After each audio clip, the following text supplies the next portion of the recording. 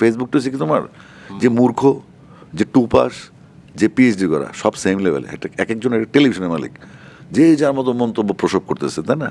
এই প্রসবে কিন্তু ব্যথাও হয় না।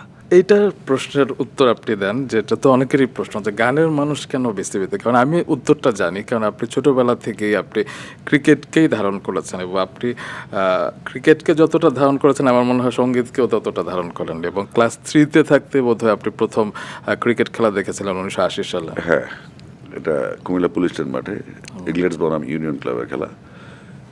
এই যারা বলে তাদের কাউকে টক শোতে নিয়ে আসলে ভালো হয়।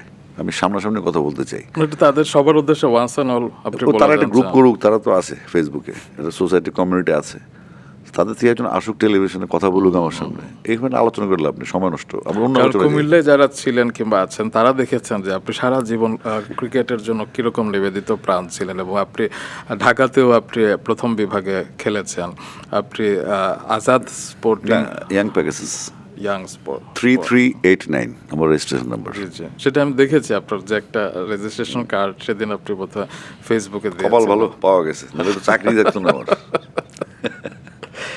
তো সিলি, আপনি এদের কাজ নাই তো মানুষের, কে কি করে এগুলো নিয়ে থাকে। নিজে দেখো গিয়া এদের বিলাই ঘুমায় চুলার উপরে, নিজের কোনো কাজ নাই, চাকরি নেই, ওদের কোনো ফ্যামিলি কোনো ঠিক ঠিকানা নেই, নিজে এস্টাবলিশ না। একটা যদি জাতের হইতো, এখন হচ্ছে ফেসবুকটা হচ্ছে কি তোমার যে মূর্খ, যে টু পাস, যে পিএইচডি করা সব সেম লেভেলে। একটা এক একজনের টেলিভিশনের মালিক যে যার মতো মন্তব্য প্রসব করতেছে, তাই না?